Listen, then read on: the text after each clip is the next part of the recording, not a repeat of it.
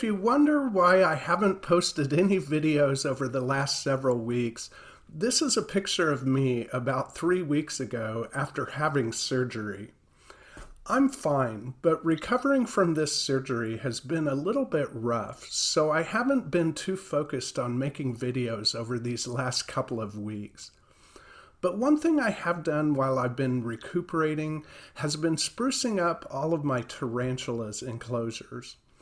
And would you believe it, I've finally broken down and embraced fake plants. Well, at least for the tarantulas.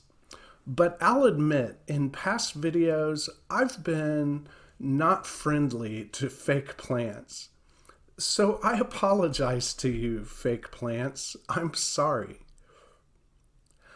I like keeping my animals in bioactive vivariums, but for some types of animals, it's not easy to give them the environmental parameters they need and keep plants alive at the same time. For me, that's been especially true with my tarantulas. Tarantulas are best kept in a fairly dry environment, and even for species that need a little higher humidity, enough moisture in a vivarium to keep plants happy is going to be too wet for large majority of tarantulas. For most of my tarantulas, I just overflow the water bowl once every couple of weeks to make one corner of the enclosure wet. It's a good amount of humidity for the tarantula's needs, but not enough for healthy plants. I love this enclosure for my Grammostola pulchripes tarantula. It's built into this cabinet, and the door is made to almost look invisible. It kind of creates a magical window into this tarantula's world. When I first built this enclosure, I planted a big sedum, but it eventually died and looked terrible. So I went to a Michael's store and I found this fake plant to replace it with. And after putting it in there, I sat back and realized it actually doesn't look bad at all. And it was like an epiphany. I can use fake plants in my tarantula's enclosures. So I made another trip to the craft store and I made it a mission to spruce up all of my tarantula's enclosures with just fake plants. This is what my Carabina versicolors enclosure has always looked like before. It has kind of a bleak gothic look to it that's fitting for this spider and her awesome web. She's camera shy, which is too bad because she's such a stunningly beautiful tarantula.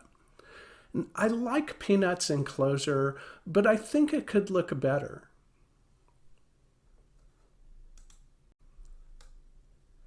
And this is what adding a few fake plants can do. I think it's quite a transformation and much closer to the jungle habitat that I was originally going for. I wish Peanut was out on display for us right now, but at the moment she's pretty well hidden away. So I'll move on to the enclosure for my golden blue-leg baboon tarantula, Jewel. Jewel has been just busying herself every day with the constant construction of her fortress. And she's used a lot of the substrate as construction material, so I decided it would be a good time to top off the substrate with an extra inch of soil and give her some more material to continue her constructing. And again, the fake plants transformed this enclosure. After the work was done, Jewel came out and sat where she can usually be found at the top of her web, like a queen on her throne. And she just looks stunning as she's framed in by these new plants, or these new not plants.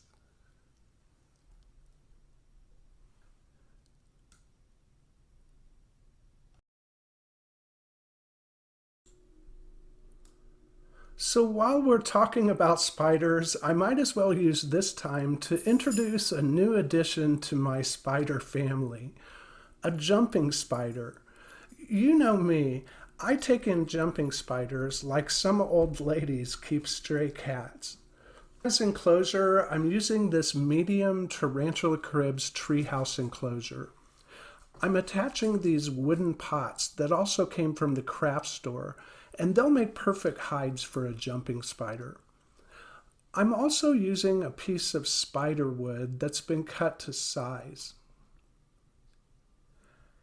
And here is what the finished enclosure looks like. I just filled the bottom with a shallow layer of substrate and some leaf litter. And again, the fake plants are actually bringing this enclosure to life. So it's time to introduce this guy to his new home. I know this is a Phidippus audax because that's the jumping spider we have where I live.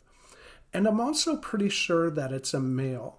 With Phidippus audax, it's easy to tell the males and females apart because the males have much longer front legs. It can give the males an appearance when they're in a resting position that their overall shape is a triangle. This spider actually jumped onto my hand when I was spot cleaning my boa constrictors enclosure. And it blew my mind to think that this subadult spider hatched from an egg and has managed to survive long enough to make it into this snake's enclosure and then onto my hand. So I decided to take him in and give him a new home. And his name is Chris, with a K. Chris has been settling into this new home really well. He's eaten and started work on a web hammock, and I'm sure we'll see updates on him in the future. I hope you guys enjoyed the video. Thanks for watching, and I'll see you in the next one.